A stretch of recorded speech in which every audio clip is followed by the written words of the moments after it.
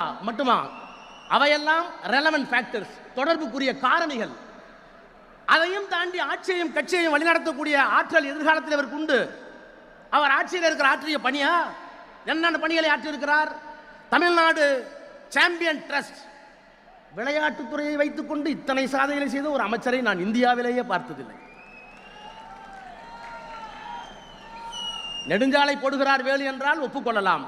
எல்லா ஊருக்கும் தண்ணீர் வருகிறது என்றால் நான் நேருவை ஒப்புக்கொள்ளலாம். எல்லா கிராமத்திற்கும் தண்ணீர் போகிறது என்றால் ஐபிஐ ஒப்புக்கொள்ளலாம். இவையெல்லாம் தெரிந்த துறைகள். ஆனால் விளையாட்டுத் துறையில் இவ்வளவு விந்தைகளை செய்யக்கூடிய ஆற்றலை பெற்ற ஒரு அமைச்சரை, தம்பி, உங்களைத்தான் நான் பார்க்கிறேன். எத்தனை திட்டங்கள்! தமிழ்நாடு சாம்பியன் ட்ரஸ்ட் போட்டிக்கு போவதற்கு முன்பாகவே ஊக்கத்தொகை, தேசிய முதல் ஒலிம்பிக் வரை யார் பதக்கம் பெற்றாலும் அவர்கள் அழைத்து வந்து பதக்கம். எலைட் ஸ்போர்ட்ஸ் பர்சன் ஸ்கீம், உலக போட்டியா ஒலிம்பிக் போட்டியா எல்லா செலவையும் நாங்கள் ஏற்றுக்கொள்கிறோம். இன்டர்நேஷனல் மெடல் ஸ்கீம், 12 லட்சம் ரூபாய் ஒரு வீரனை தயார் செய்வதற்கு.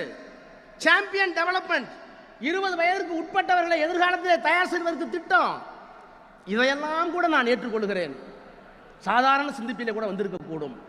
தலைவருக்கு பரிசு இருக்கிறீர்களே, அவரிடத்திலே சொல்லி இன்னொரு வேலையை செய்தீர்களே.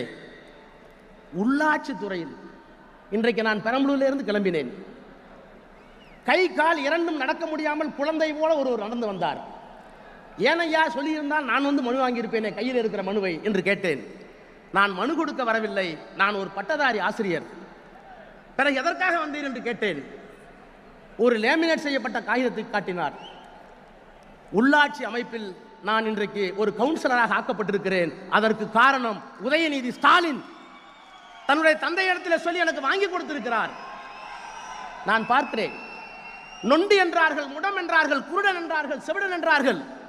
ஐநா மன்றம் அவர்கள் அப்படி சொல்லக்கூடாது, மாற்றுத்திறனாளி என்று சொல்லி சொன்னது. ஐநா சொன்ன அந்த கட்டளையை தமிழ்நாட்டில் இருக்கிற எந்த முதலமைச்சரும் பார்க்கவில்லை, கேட்கவில்லை, நிறைவேற்றவில்லை. ஆனால் கலைஞர் என்ற மகத்தான மனிதர் தான் இந்தியாவில் அவர்களை மாற்றுத்திறனாளி என்று அழைத்தது மட்டுமல்ல, அவர்களுக்கு ஒரு தனி துறையை உருவாக்கினார். அவருடைய பேரன் இன்றைக்கு உள்ளாட்சி அமைப்புகளில் தேர்தல் இல்லாமல் மாற்றுத்திறனாளி ஒரு உள்ளே போகிறார். இப்போது சொல்லுங்கள், கலைஞருக்கு, மாண்புமிகு முதலமைச்சருக்கு அவர் ரத்தத்திற்கு மட்டுமா வாரிசு? இல்லை, அவர்கள் கொண்டிருக்கிற லட்சியத்திற்கு வாரிசு.